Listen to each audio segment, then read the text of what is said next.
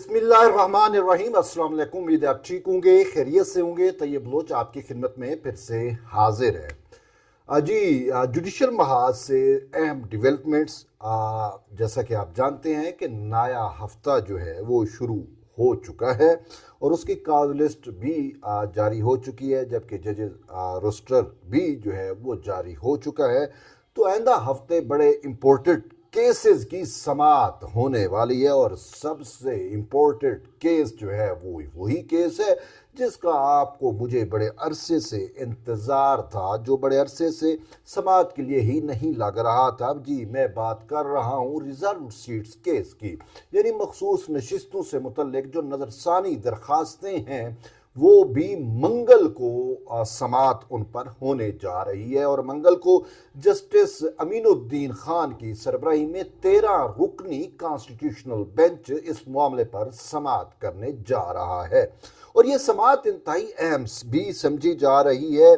और बड़े अरसे बाद इन नज़रसानी दरखास्तों पे चूँकि समाअत होने जा रही है, तो अब इस समाअत में क्या हो सकता है ये सबसे अहम होगा, उस पर भी हम बात करते हैं। इसके साथ साथ नेक्स्ट वीक जो है वो दो और अहम केसेस की भी समाअत है और वो भी कॉन्स्टिट्यूशनल बेंच में उनकी समाअत होने जा रही है। एक तो अगर आपको याद हो 9 मई के जो फशारी और इंतशारी थे, जो सानिया 9 मई में मुलव्वस थे, उनका मिलिट्री ट्रायल यानी सिविलियन के मिलिट्री ट्रायल से मुतल्लिक जो केस है वो ऑलमोस्ट कंक्लूड हो चुका है और अब सिर्फ अटॉर्नी जनरल फॉर पाकिस्तान ने वफाकी हुकूमत का मौक़िफ़ पेश करना है।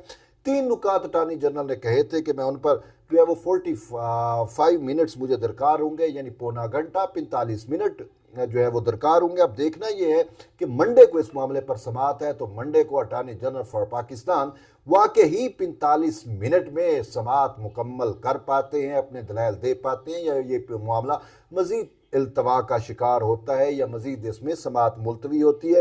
बहरहाल ये तो मंडे को ही पता चलेगा। लेकिन इसके साथ साथ एक और अहम मामला भी है और वो अहम मामला जो है इस्लामाबाद हाई कोर्ट के उन जजेस से मुतल्लिक है जिन्होंने सुप्रीम कोर्ट ऑफ पाकिस्तान में नज़रसानी कॉन्स्टिट्यूशनल पटिशन दायर कर रखी है।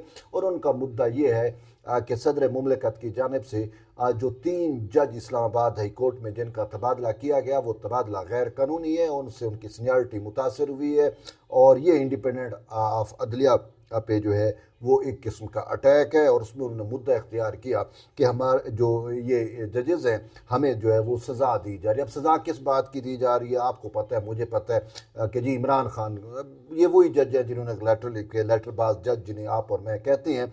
तो अब इस मामले पर भी समाअत होगी। तो इसमें ये समाअत भी बड़ी क्रूशल है, बड़ी इंपॉर्टेंट है। देखते हैं इसमें भी इनकी जानिब से ये अटैम्प्ट्स रहेगी कि ये समाअत किसी न किसी तरीके से मुलतवी हो जाए। और क्योंकि 19 मई को जो है वो जुडिशल कमीशन का इजलास है जिसमें क़ायम मकाम चीफ जस्टिस सरफराज डोगर समेत मतलब उनकी भी गौर होगा कि वो चीफ जस्टिस मुस्तकिल चीफ जस्टिस के लिए, तो ये चाहते हैं कि सरफराज डोगर का नाम मिन्हा कर दिया जाए और मुस्तकिल चीफ जस्टिस इन्हीं ईमानदार जजेस में से किसी को लगाया जाए। तो बहरहाल अब ये कॉन्स्टिट्यूशनल बेंच ने फैसला करना है। अब हम आते हैं सबसे अहम केस जिसके बारे में शुरू में मैंने आपको बताया, वो है मखसूस नशिस्तों का मामला। मखसूस नशिस्तों के मामले में मुझे अक्सर अप्रोच किया जा रहा है कि इसमें क्या फ़ैसला आ सकता है, क्या रिजर्व सीट्स उन्हीं को ही मिलेंगी जिनको पहले दी गई हैं या फिर सुन्नी इत्तेहाद कौंसिल या तहरीक इंसाफ को मिलेंगी। और इसमें एक चीज़ ये भी है कि क्या ये जो रिजर्व सीट्स हैं ये कहीं कम भी हो सकती हैं, यानी कि जिनको मिली हुई है क्या उसमें कमी आ सकती है। तो बहुत सारी इसमें टेक्निकल चीज़ें मौजूद हैं। लेकिन इसके साथ साथ एक और अहम मामला है, वो है इलेक्शन तरमीमी एक्ट 2017, उसमें जो तरमीम की गई थी। अब मैं आपको पहले ये बताता हूँ कि वो इससे कैसे मुंसलिक है। अब ये चीज़ें हैं कि जो जस्टिस मंसूर अली शाह की सरबराही में वो 8 जजेस थे जिन्होंने मखसूस नशिस्तें उस पार्टी को दे दी जो इस मुकदमे में फरीक नहीं थी, उसको देन कर दी कि मावरा आइन जाके फ़ैसला दिया गया। तो वो फ़ैसला तो सर्वाइव नहीं करेगा, वो फ़ैसला तो कलअदम हो जाएगा। तो जब वो कलअदम हो जाएगा तो मखसूस नशिस्तों से मुतल्लिक जो स्टे आर्डर था, जो चीज़ें थी, वो भी ख़त्म हो जाएंगी। तो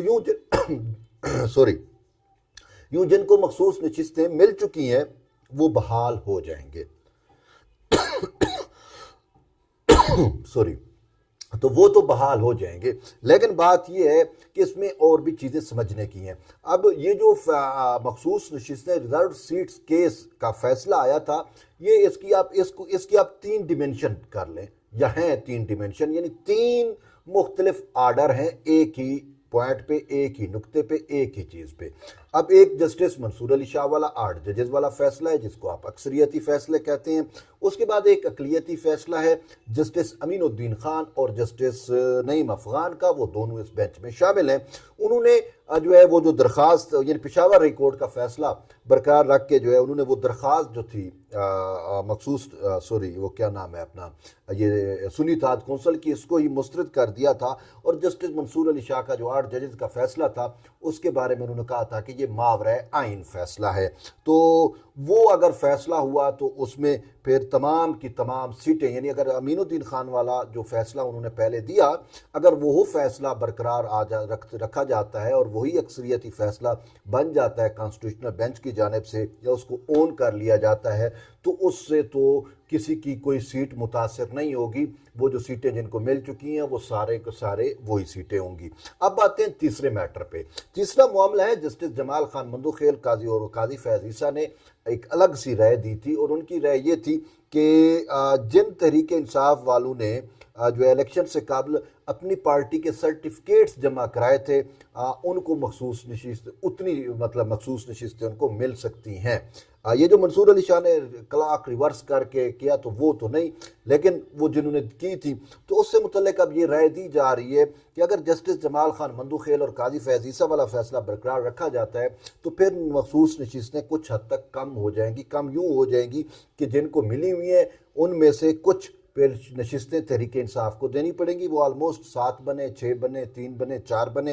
अब मुझे उसका इतनी कैलकुलेशन नहीं है, लेकिन कहा यह जा रहा है ऑलमोस्ट 7 सीटों को कट लगेगा। यानी कि जो हुक्मरान इत्तेहाद को सीटें मिली हैं उसमें से 7 सीटें, मखसूस नशिस्तों की बात कर रहा हूँ, उसमें से 7 सीटें इनको पीटीआई को मिल सकती हैं।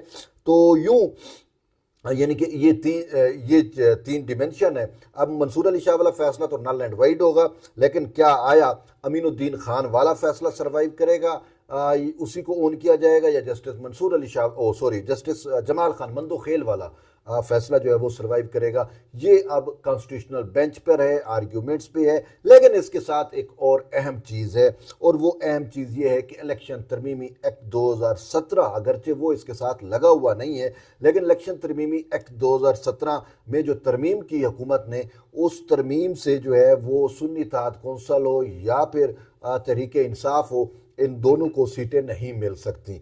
तो अगर वो चीज़ें साथ लगी तो फिर ये जो 5 या 6 सीटें पीटीआई को मिलनी है, इनका क्या मुस्तकबिल होगा, मिलेंगी नहीं मिलेंगी, तो बहुत सारी अभी कन्फ्यूजन है, अभाम है, होना क्या है, होगा क्या, इस हवाले से कुछ कहना कबल अज़ वक्त है। लेकिन एक अच्छी खबर, एक अच्छी चीज़ यही है कि मखसूस नशिस्तों वाला केस जो है वो समाअत के लिए बड़े अरसे बाद लगा है, मंगल को उसका समाअत होगा।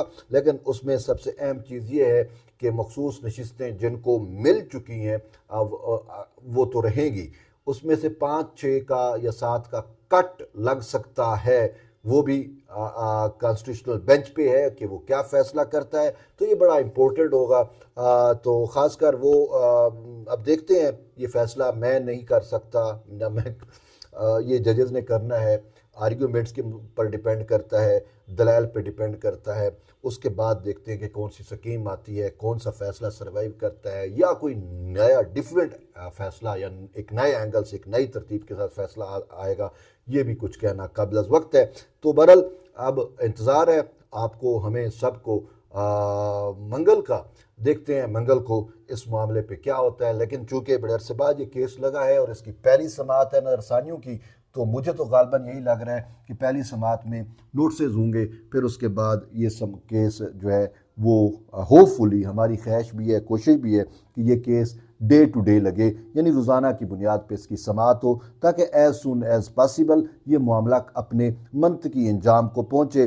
क्योंकि इस टाइम पार्लिमान नामुकम्मल, सेनेट नामुकम्मल, कौमी असम्बलियाँ, सूबाई असम्बलियाँ सब नामुकम्मल हैं। तो जजेस को इस मामले की अर्जेंसी को यूँ देखना चाहिए कि पाकिस्तान की तारीख में पहली दफ़ा जो है वो ऐवान इतने अरसे तक नामुकम्मल हो रहे हैं, और उसकी वजह रीज़न यही सुप्रीम कोर्ट है। तो अभी supreme court as soon as अगर इस मामले को जो है निपटाएगी तो ऐवान अपने रूटीन के बिजनेस पे आ जाएंगे। तो बहरहाल एट द एंड यही है कि आपकी फीडबैक का इंतज़ार रहेगा। अब मिलते हैं एक नई वीडियो में, तब तक के लिए इजाज़त दें। अल्लाह हाफ़िज़।